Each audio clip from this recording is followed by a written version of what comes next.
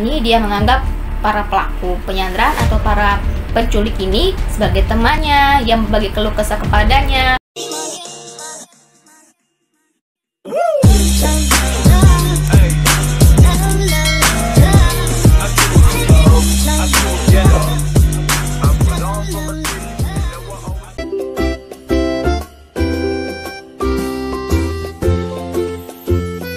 Assalamualaikum warahmatullahi wabarakatuh. Kembali ke channel aku, kembali dengan sisi mental yang perlu diketahui di kehidupan ini. Kali ini kita akan bahas tentang orang-orang yang menunjukkan kesetiaan kepada para penculiknya. Pasti banyak dengar tentang ada kasus penculikan atau kasus penyanderaan, bisa dari 1 hari atau sampai beberapa hari, ada bahkan sampai setahun atau beberapa tahun. Nah, di sini apa sih kondisi yang orang-orang yang menunjukkan kesetiaan bahkan sampai jatuh cinta kepada para penculiknya? Nah, mau tahu penjelasan atau kelanjutannya? Langsung check it out. Oke, kita kali ini akan membahas tentang kondisi apa sih yang menyebabkan atau terjadinya para korban setia atau bahkan sampai jatuh cinta kepada para penculik atau para penyanderanya. Di sini disebut dengan sindrom Stockholm. Sindrom Stockholm ini adalah kondisi psikologis ketika para korban penculikan atau kejahatan lainnya menunjukkan kesetiaan atau bahkan sampai jatuh cinta kepada para penyanderanya tanpa mempedulikan resiko lainnya. Dari mana sih istilah itu? Sindrom Stockholm sendiri dinamakan berdasarkan kejadian perampokan di Safety Credit Bank di Stockholm pada tahun 1973 atau pada tepatnya pada tanggal 23 Agustus sampai 20 Agustus. Perampokan tersebut dinamakan Jan Erik Olsson dan Clark Olsson yang memiliki senjata untuk menyandera karyawan bank. Nah, di sini kenapa sih para korban ini menunjukkan kesetiaan, bahkan sampai bisa memeluknya atau bahkan mencium atau bahkan sampai memutuskan pertunangan dengan dan mendukung pada para pelakunya. Jadi karena sang korban mengalami delusi atau pemahaman palsu dari kejadian dialaminya, mungkin dari bekas bertahan diri sehingga dia membentuk delusi. Delusi ini dia menganggap para pelaku penyanderaan atau para penculik ini sebagai temannya yang berbagi keluh kesah kepadanya, terus mengira bahwa penculik itu tidak membunuhnya atau bisa menyelesaikan bagaimana konflik ini terjadi. Bagaimana sih gitu terjadi juga? Karena ini mekanisme pertahanan diri ya, mekanisme pertahanan diri dilakukan semata-mata dilakukan oleh korban untuk melindungi diri dari segala ancaman, kejadian traumatis, konflik, serta berbagai perasaan negatif seperti stres, gelisah, takut, malu, dan marah ketika dia mengalami kejadian penculikan atau penyanderaan. Di sini ada beberapa faktor psikologis yang melatari terjadinya sindrom Stockholm. Oke, di antaranya korban para penculik dan penyanderanya ini ternyata baik hati karena tidak menyakiti atau mengambil nyawa mereka. Dia menganggap sebagai temannya. Itu faktor psikologis kenapa bisa timbul atau terjadinya sindrom Stockholm. Yang kedua yaitu korban merasa diperlakukan oleh baik kepada para penculik dan para penyandera karena masa tidak diapa-apai, cuma hanya disekap, hanya diletakkan di ruangan yang tertutup dan tidak dilukainya. Korban merasa menganggap para penculiknya ini tidak akan melukainya, tidak akan menyiksanya, bahkan selalu membunuhnya. Kemudian yang ketiga yaitu karena dalam penyanderaan ini kan para penculik dan para korban ini di dalam satu ruangan mungkin sampai ada beberapa hari atau beberapa bulan atau beberapa tahun, sehingga akan memunculkan perasaan yang atau untuk mengamati satu sama lain, sehingga timbul pada para korban itu timbul kesetiaan atau timbul menjadi teman yang baik atau teman curhat nantinya. Kemudian yang keempat yaitu korban berusaha bersikap baik kepada para penculik atau penyandera karena awalnya dia menolak, korban-korban ini menolak karena merasa diculik, merasa disandra, karena lama-kelamaan itu akan menjadi kebiasaan. Jadi dia menganggap para penculik ini bukan orang yang jahat, bukan orang-orang yang akan melukainya, bahkan dia menganggap para korban ini adalah para penculiknya ini sebagai temannya dalam kehidupannya. Kan bahkan ada sampai berapa, tidak hanya beberapa hari, ada sampai beberapa bulan atau sampai beberapa tahun, sehingga menganggap kebiasaan bukan sebagai ancaman yang berat bagi dirinya. Di sini ada beberapa gejala para korban penculikan atau penyanderaan yang terkena sindrom Stockholm ini. Nah, yang pertama yaitu menunjukkan kekaguman pada para penyanderanya atau para penculik. Kan di dalam ruangan isolasi atau terhubung dalam satu ruangan, sehingga timbul rasa kekaguman, rasa yang tidak harus ada ketika dia diculik, ketika disandra. Seharusnya para korban ini harus merasa ingin diselamatkan, tapi malah justru ingin tetap tinggal lama dengan para penculik atau penyanderanya. Bahkan ada beberapa kesempatan apapun dia bisa melarikan diri, bisa membakar diri, dia tidak melakukannya. Kemudian menunjukkan penolakan untuk minta bantuan kepada pihak berwajib. Nah, karena sudah menunjukkan kekaguman, menunjukkan tanda-tanda sedia kepada para penculik atau penyanderanya, dia bisa bahkan menolak bantuan dari pihak berwajib. Bisa dari misalkan ada polisi yang datang ketika di ruangan atau di suatu rumah yang menjadi tempat penculikan, dia tidak meminta pertolongan, padahal itu adalah kesempatan baginya untuk bisa membebaskan diri. Kemudian ketiga adalah berusaha membela para penyanderanya. Karena sudah menunjukkan kekaguman atau tanda-tanda setia kepada para penyandera atau penculiknya, dia berusaha membela, karena katanya dia ini sudah membantuku dalam kehidupan aku, kemudian dia memberiku makan, memberiku tempat tinggal, memberikan tempat tidur, bahkan bisa memberi kebebasan untuk bereksplorasi di ruangan rumah. Padahal dalam dirinya mungkin ada terbentuk untuk membebaskan diri, tapi ada juga dalam dirinya ingin tetap setia kepada para penculik atau penyanderanya. Kemudian berusaha menyenangkan hati para penyanderanya. Jadi karena timbul dari rasa kagum, ingin menunjukkan rasa memenangkan hati atau menyenangkan hati para penyanderanya, sehingga dia ingin merasa diamankan, merasa terselamatkan, dan tidak ingin para penculik atau penyanderanya ini ingin menyiksanya, atau bahkan dilecehkan atau bahkan sampai dibunuh. Dia tidak ingin seperti itu, maka dia berusaha untuk memenangkan hati para penyanderanya. Kemudian menolak kesaksian mengenai tindak kejahatan pada para penyanderanya. Ketika sudah ditangkap atau sudah dibebaskan korbannya itu, para korban ini tidak akan menunjukkan atau membicarakan tentang tindak-tindak kejahatan, bahkan sampai ditutupi atau bahkan sampai memberikan tindakan-tindakan yang baik dari penyanderanya kepada mereka. Itu adalah salah satu dari gejala sindrom Stockholm. Kemudian tidak melakukan usaha melarikan diri atau pembebasan diri. Nah, ya, karena sudah terjadi ada gejala-gejala itu, banyak kesempatan, misalkan ada kesempatan dia bernaik mobil dengan penculiknya, atau kesempatan pintunya lupa dikunci oleh penyanderanya, atau kesempatan ada orang-orang lain yang dekat dengan rumah penyandrannya, dia tidak melakukan itu. Padahal bisa jadi salah satu dari kesempatan itu bisa menjadi untuk membebaskan diri. Pun ada beberapa identifikasi para penderita sindrom Stockholm ini. Dalam jurnal yang ditulis oleh Elizabeth Lee Sampson dan Nicola Tufton berjudul Stockholm Syndrome Psychiatric Diagnosis or Urban Myth, ini menunjukkan ada beberapa identifikasi dari para penderita sindrom Stockholm. Yang pertama yaitu berkembangnya perasaan positif kepada para penculik dan para penyanderanya. Dia menganggap kekerasan atau penyiksaan atau apa yang dialaminya dari para penculik ini dianggapnya sebagai kasih sayang dari para penculik, bahkan bisa menunjukkan tempat ternyaman bagi mereka, padahal itu bukan tempat nyaman, bahkan tempat penyiksaan.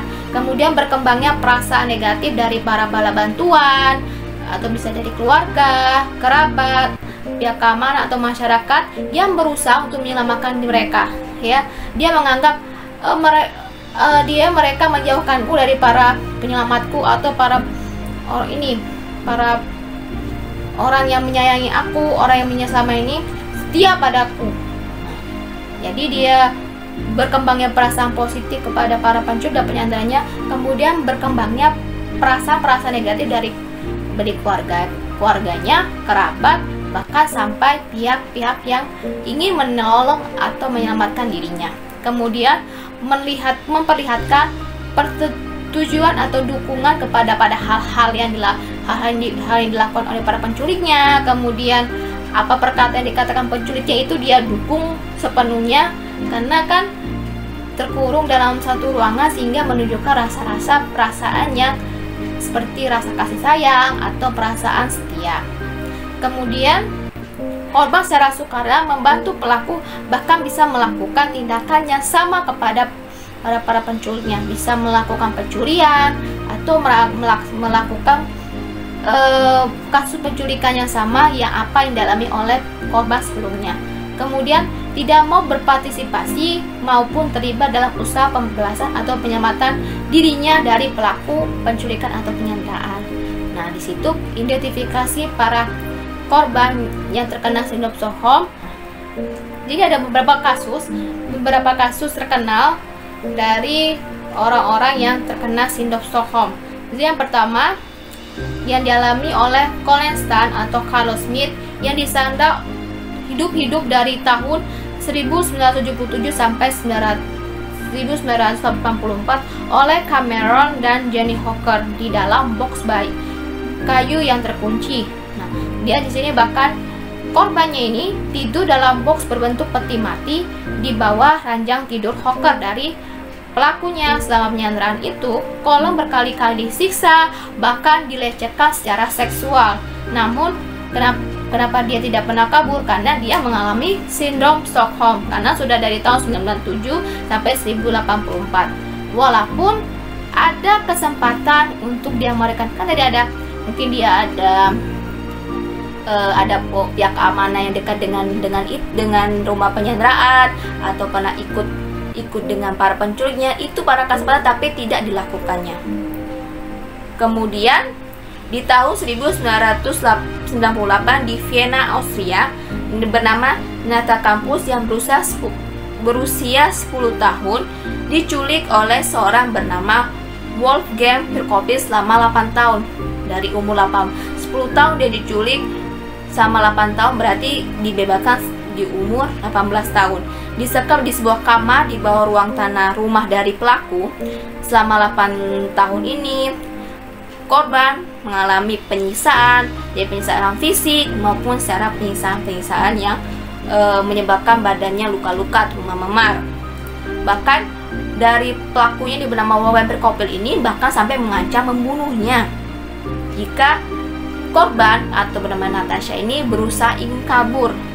Namun karena ada menunjukkan rasa sayang atau simpati dari pelaku pada korbannya, menunjukkan dengan korbannya bermain di dapur. Nah, bermain di dapur di ruang utama, bahkan menyuruh korbannya ini membersihkan rumah, bakal masak. Nah, di sini timbul perasaan-perasaan yang karena dari awalnya dia dianggap sebagai penyiksaan, sebagai penyanderaan, ini menganggap sebagai suatu rumah, tempat teraman, tempat ternyaman bagi dirinya, karena sudah diberikan kesempatan untuk mengeksplorasi rumah, bahkan sampai membersihkan, bahkan sampai memasak di rumah pelaku tersebut.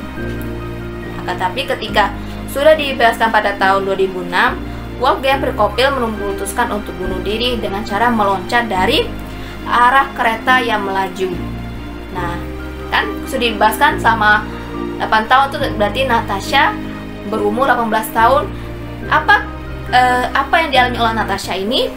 Dia menunjukkan rasa menangis, kemudian menyatakan simpati sebagian besarnya kepada para pelaku. Bahkan saat selamakan polisi, Natasha merasa kasihan dengan nafsi yang diterima Wolfgang Perkopil ini, bahwa karena mengalami sindrom Stockholm, Natasha ini menganggap penculiknya bernama Wolfgang Perkopil ini menganggap sebagai temannya. Mungkin karena sering bercerita, mungkin Natasha ini tahu apa yang dialami oleh Wolfgang Perkopil sehingga dia menculiknya. Makanya dia menunjukkan rasa simpati atau merasakan kehilangan terhadap penculiknya. Terus bagaimana ya cara mencegah sindrom Stockholm itu terjadi? Sebenarnya belum ada cara mencegahnya karena kan sudah terjadi, tapi bisa diatasi secara terapi psikologis, karena bisa terjadi korban daripada penculik yang menunjukkan sindrom Stockholm ini mungkin mengalami trauma yang memunculkan tindakan kesetiaan kepada para pelaku yang untuk sebagai mekanisme pertahanan diri. Tujuannya ketika itu sudah terjadi dilakukan terapi psikologis untuk menghilangkan trauma yang menyebabkan sindrom Stockholm itu terjadi. Nah, tadi kan sindrom Stockholm ini adalah para korban merasa simpati, bahkan sampai menjaga kesetiaan kepada pelakunya. Ada sih nggak ya kondisi di mana para pelaku yang menunjukkan kesetiaannya kepada para korbannya. Di sini ada loh, di sini sindrom 5. Ada nggak sih ya kondisi di mana para penyanderanya menunjukkan kesetiaan atau menunjukkan ketertarikan emosional kepada para korbannya? Di sini ada loh yang bernama sindrom 5. Nah, sindrom 5 ini dari mana sih? Atau kejadian apa sih? Nah, di sini sindrom 5 ini berasal dari kejadian di Peru atau di kota Lima pada tanggal 17 Desember di tahun 1996 sampai 22 April 1997 yang terjadi di Kedubes, Jepang. Itu sangat lama sekali ya. Kenapa semenjak kesetiaan? Di sini para penyanderanya ini bukan hanya bisa menyanderanya, bahkan ketika ada korbannya sakit, dia diberi obat, kemudian tidak akan menyakiti mereka, lalu menunjukkan ketertarikan para korbannya atau bisa jadi jatuh cinta kepada para korbannya. Nah, tadi ada bedanya ya. Kalau sindrom Stockholm ini korbannya menunjukkan kesetiaan, bahkan sampai jatuh cinta kepada pelakunya. Sedangkan sindrom 5 itu terbalikan dari sindrom Stockholm, yaitu para penyanderanya setia kepada para korbannya. Nah, itu penjelasan dari dua sindrom ini ya.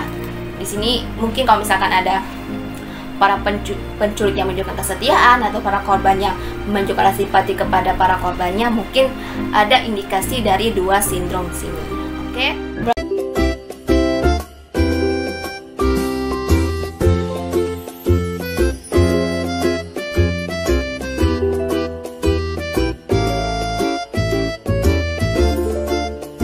Cukup sekian materi yang kita bahas hari ini.